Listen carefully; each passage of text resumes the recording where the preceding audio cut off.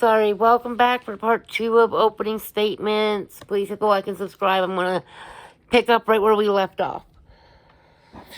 And they continue to receive JJ's Social Security benefits for the death of Charles, and he got some of his own for being disabled. Tammy, October 9th, 2018, was shot at her home by a man wearing all black, she said. She thought it was just a paintball gun that shot at her. You know, a paintball pew-pew. And on 10/19, just 10 days later, she died in her own home. This was shortly after there was an increase on her life insurance to $400,000, which Chad cashed in ASAP and begun looking for condos in Hawaii. They say we'll see the rental agreement for a couple with no children.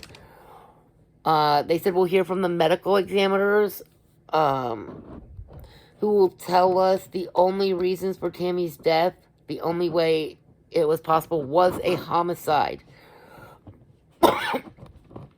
We will hear from many people that Chad predicted many times that Tammy would be unalived in an early death. He went back to 17 days after Tammy's death. Chad and Lori were happily married in Hawaii. Something his own kids knew nothing about. With no one in their way and all the money they could get collected, they can live the life they wanted. He goes on to tell us how Alex shot at Brandon, Lori's nephew-in-law, and Brandon thought the shots came from Tylee's Jeep. This started the hunt for Alex Cox in Tylee's Jeep. JJ's grandmother, Kay, who lived in Louisiana, was concerned she hadn't heard from JJ in months and contacted the Rexburg police to do a welfare check at Lori's on 11/26/2019. Police went to do a welfare check on the kids. They were nowhere to be found. When the cops first asked Chad about Lori, he said he didn't know her that well, despite the fact that they had been married and had been a couple for over a damn year. Oh, cannot roll my eyes hard enough. And Lori's unwillingness to produce her children is what led to her arrest in Hawaii. After her arrest, they came across a text from Chad to Tammy on 9/9/19, which was the day after Tylee was last seen. Chad texted Tammy to tell her about the odd morning he had. He told her how he had to shoot a raccoon and bury it in their pet cemetery. He also told her about how he had a fire on the property to burn some tree limbs. Once the police finally showed up at Chad's to look, they don't find a raccoon. They find Tylee Ryan's dismembered and charred body. And they find JJ nearby under a tree by the pond. And JJ was last seen 9/27/19.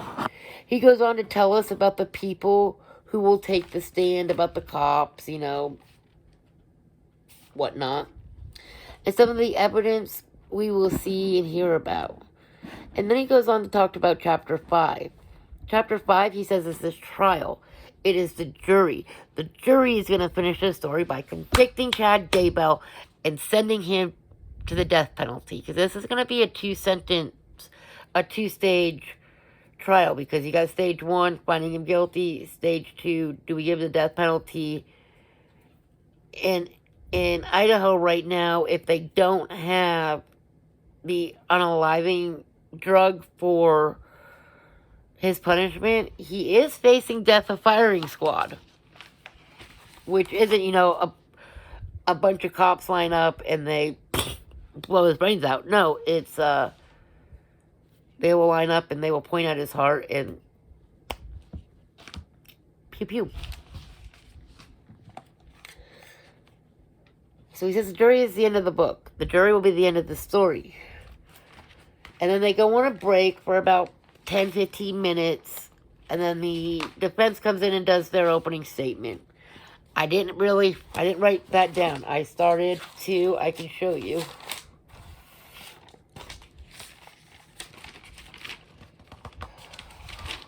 It's such a crappy defense that I didn't really have to.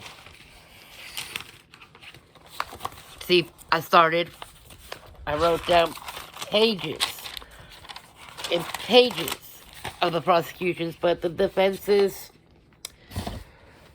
pretty simple. The defense's opening statements. John Pryor is the lawyer. And his opening statement pretty much was, his client's a big fat idiot who got seduced by this beauty queen and this beautiful woman, and she just, pleasured him, and he lost his mind and didn't know what the plan was, and he was just subdued by Lori. That, pretty much, what was I supposed to do? She could suck the chrome off a bumper. Sorry about my crudeness. This it makes me angry.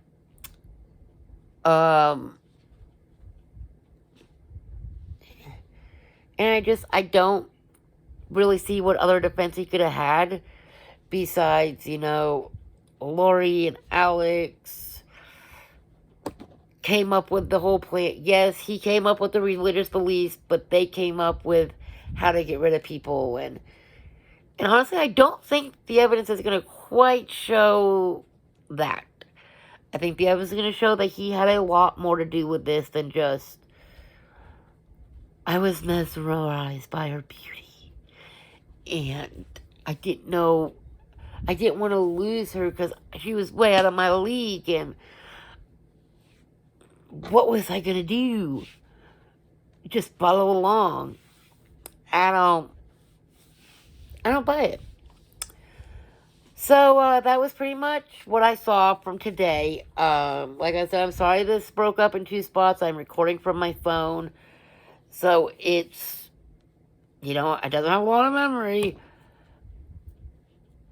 And I'm very sorry. I've been gone for a few days.